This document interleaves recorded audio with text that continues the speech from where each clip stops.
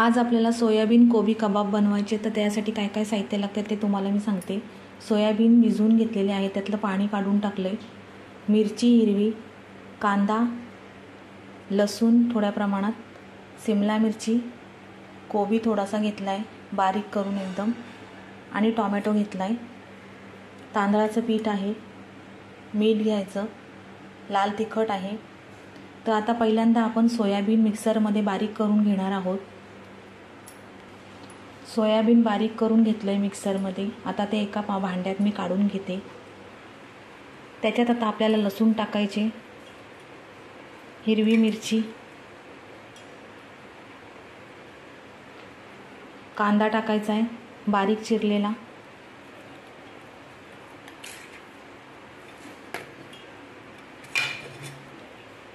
Tomato टाकून घ्यायचं आहे बारीक चिरलेलं, आणि एकदम बारीक करून कोबी घेतलाय तो टाकायचा आहे, आणि शिमला मिरची बारीक करून घेतली ती टाकायची आपल्याला। कॉर्नफ्लॉवर घेतलंय थोडंसं अर्धा वाटी, ते टाकायचं आहे।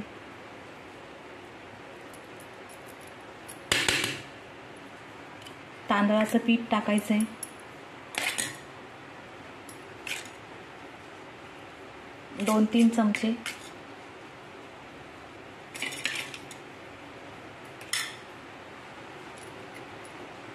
लाल तिखट टाकायचं आहे आपल्या आवडीप्रमाणे, मीठ टाकायचं आहे चवीप्रमाणे, आणि अर्धा चमचा हळद टाकायची। आणि हे बॅटर सगळं आपल्याला आता कालवून घ्यायचं आहे, आणि त्याचे सोयाबीन कोबी कबाब आता हे सगळं मी एकत्र कालवून घेणार आहे। त्याच्यात थोडीशी कोथिंबीर कापून टाकणार आहे। आता मी त्याच्यामध्ये कोथिंबीर बारीक केलेली आहे ती टाकणार आहे, आणि ते एकत्र मिश्रण करून घेणार आहे चमच्यानी, आणि मग नंतर कबाब बनवायला सुरुवात करूया। आता सोयाबीन कोबी कबाब आपण आता त्याला आकार देऊन देतोय आपण आकार त्याला। आता हे बघा, आता ते आपल्याला तळायचे आहेत या पद्धतीने।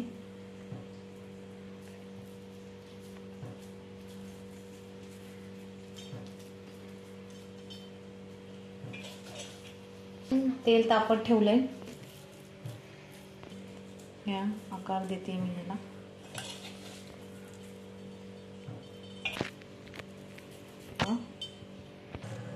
आता आपल्याला सोयाबीन कोबी कबाब तळायचे आहे। तिकडे तेल उकळवत ठेवलेलं आहे, आणि तेलाला चांगली उकळी आल्यानंतर ते टाकायचे।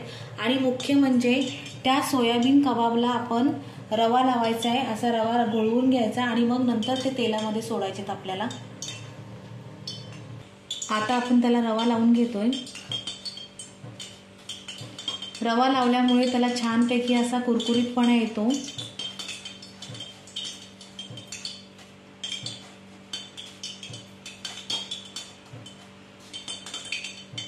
आता मी ते ऑइलमध्ये सोडतीये तळायला।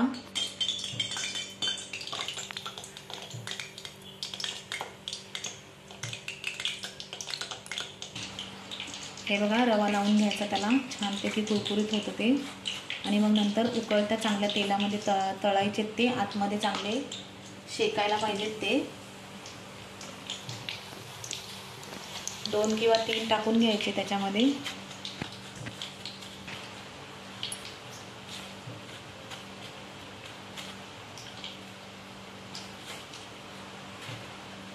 हे बघा, आता तेलात सोडतीये। एक साईडने जरा ते लालसर झाले का मग नंतर ते पलटायचे। बघा, छानपैकी असे गुलाबी झालेले आहेत ते, आणि त्याला मी आता पलटी करते, हलवून घ्यायचे व्यवस्थित।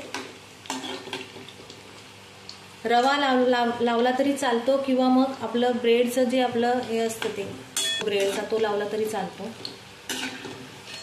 छानपैकी असे झालेले आहेत आपले कबाब। हे बघा, अजून शेकायला लागतील ते आतमध्ये।